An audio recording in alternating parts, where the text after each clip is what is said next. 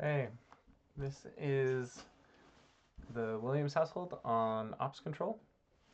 I'll go over how I applied it to my own household, even though opsCTRL was primarily used as an industrial IoT operations optimization platform.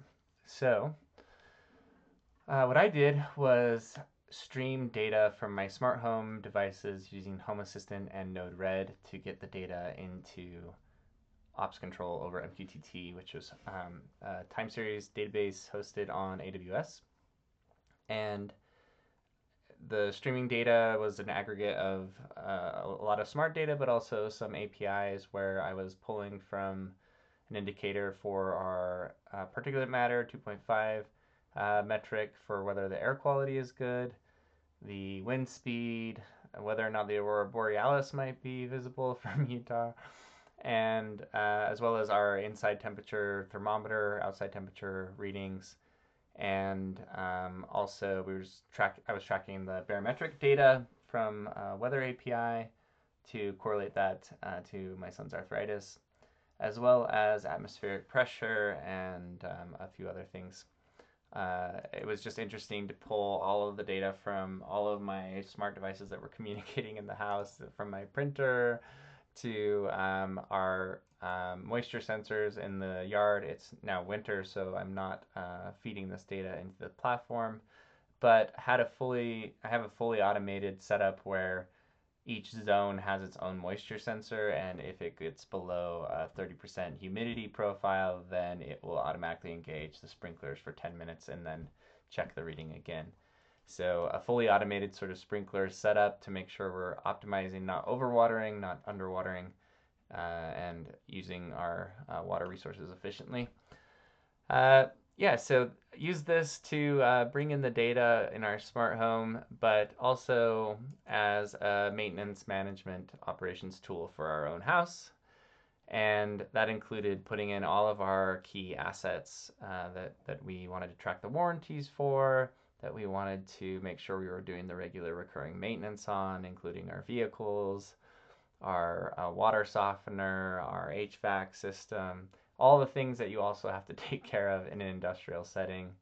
I had different map layouts for where the sprinklers were, and each of these can be tied directly to the sensor, so or to the device, right? So you can place your assets on each of these individual maps and map everything out. So that was pretty cool to be able to visualize on an image or a picture where something was within your house. So again, the whole point here was to communicate where assets were, what they are, what their average life cycle, remaining life cycle might be left, and then the IoT part can feed and warn of any issues as you're managing your location.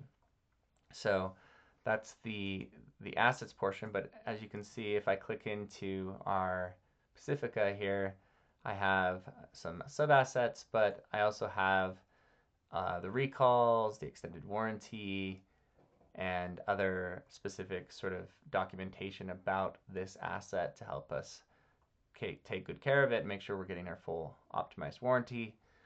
I have the service dealer here on the left-hand side so that everyone in the family knows who to contact if there's an issue. And then the recurring maintenance that's required for this vehicle. Recently got my registration renewed, so that's all taken care of. I get those reminders, get the reminders to change the oil, etc. So you can put your full sort of lifetime reminders in, right? Like if there's a 100,000-mile change timing belt requirement, you can come in here and you can do it based off of date, or you can also do it based off of mileage or running hours or anything else, right? So if I do running hours and I want to trigger this timing belt tag or this timing belt action, so I can just put in the number of miles that's tracked on my vehicle, and that will automatically trigger when I hit the number of miles that the maintenance requires. So super easy to put in all of your documentation and maintenance for every single asset. We also have what we call our condition-based maintenance activities, and these are triggered by alarms, and the alarms can be predictive in nature. They can be smart alarms. They can just be Boolean logic where you do an if-then or conditional multi-condition sort of statement to then trigger the work order from the alarm. So normally these types of systems of alarm management and maintenance management are separate, but we built a tool that integrates everything together, right? So that means taking the alarm and basically coming in and having it trigger all the necessary information, including where the asset is, um, and and what to do about it. We have these digital workflows that allow you to build specific work order procedures in a digital form for someone to follow as part of the work order procedure. And on top of that, you can give specific instruction via video, right? Attach the actual document or video on how to perform that specific work order in the same triggered rules with the smart alarms. So really powerful maintenance integration and capabilities, these workflows. Oh, let me go back to the main section here. I can show some of these workflows. So this is an example of a digital form. This one's all just a checklist of my spring activities. This is the new workflow format, super easy to use. And then some of these older ones, right, where I had built a yard winterization one and a deep clean checklist. These could be totally customized though, where you would basically have a number of different types of fields that you would fill out, including taking a picture, adding your signature, whatever else. So it was also useful in an industrial setting to give a regimented checklist and of safety protocol to follow before handling a specific chemical or whatever, and that was key to making sure that you reduce your liability as an organization, but also to actually help keep people safe. So that's the maintenance section. As you can see, I have my recurring maintenance in here to take care of the yard and the assets and the future ones. And these are super easy to come in and finish the item, right? So if I've applied the new beeswax on my spouse's desk, I can just say complete.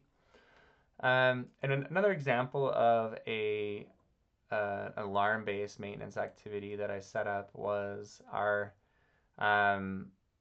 we would have a couple of scenarios that were causing us some heartache. One was our freezer would go down, right? So it would just lose power. We didn't have a great electrical in the garage, and so now we have this freezer is offline notice, right? That it emails us and texts us if that's an issue, or when a storm would roll through and it was high wind, the hot tub would actually blow open, and then we'd get a bunch of leaves and we'd waste a bunch of water. So we actually set up a reminder to go latch the hot tub when the wind coming in from the temperature readings and the APIs for the weather, it would tell us to go and latch the hot tub. We'd also get notified if there was poor air quality, right, for our kids, or we need to pack up in the van and go see the Aurora Borealis, which we did at one point. It was awesome. And so this is the alarming tool. And the way I built this with our UX UI designer, I think, is the most intuitive and best interface I've seen on any alarm management tool in that I've ever come across. And it while still meeting the ANSI 18.2 alarm specifications. So when you set up an alarm in opsCTRL, you have a few different options. You can build a traditional alarm, right? The Boolean logic, sort of like if high wind warning or high rain event or something like that, right? And associate the asset, select your data tag, and when that value gets above a certain threshold or below a certain threshold, then you trigger the alarm, right? The trigger delay setting from an ANSI point of view is that condition has to be true for a certain amount of time before it is triggering. That can be useful to get rid of nuisance alarms, which often happen, or a blip of data or incorrect data, or it's not consequential if it happens briefly. That's where the trigger delay comes in handy. So you set up your basic alarm, come in here and define the metadata of the alarm. Is this actually an alarm where there's a deviation of process, something's wrong? You come in and make sure you mark the criticality of it. You give the whether or not acknowledgement is required. So even if the alarm resets and goes back to its normal condition, someone still has to acknowledge that it happened. This gives the person the amount of time that they have to respond to the alarm condition. That can be super important in communicating what's the risk, right? Like if you don't get there in an hour, the tank's going to overflow or whatever, right? So you give them that information along with the message that you want them to receive by text, etc. And then you can select the recipients that you would like to receive this information and detail. You can attach a video of exactly what to do, but the whole goal here really was to try and build a tool that would give a new operator or anyone who's working at the facility all of the information that they need. The why something happened, right? So they can see and look at the data, see the condition. The where, by attaching it to the specific asset where this happened.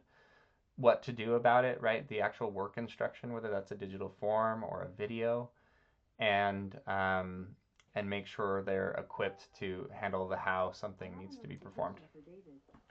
So that's the alarms section. We also have smart alarms where we were building out the Western Electric rules and doing some data-driven alarming to make sure that you could detect issues with sensors or issues with your data or trends, right? If something was trending in the wrong direction, the Western Electric rules were super good for establishing that. Okay, so that's the smart alarms. The data library here, this is where we would take videos and share how, for example, to change the filter under the sink. This is true in every application. Just taking a 1 or 2 minute simple video of what to do in that scenario, making sure you capture that knowledge, that it's preserved, and then it's attached to the work order or the alarm for each of those scenarios is a super powerful way of transferring knowledge from one person to the next. And then finally, aggregating all this data, whether it was from an API, I used Node-RED as a middleware to basically to transform and then send the data over MQTT to opsCTRL, as well as user input tags where I was collecting data manually, or calculated tags that were totalizing flows, totalizing the consumption used by something, or tracking inventory. So a really powerful way of managing everything at your facility or house in my case to make sure things are well run and optimized. And that's a brief overview of the application I built, opsCTRL, over a decade of development time and effort building this with my team. Thanks.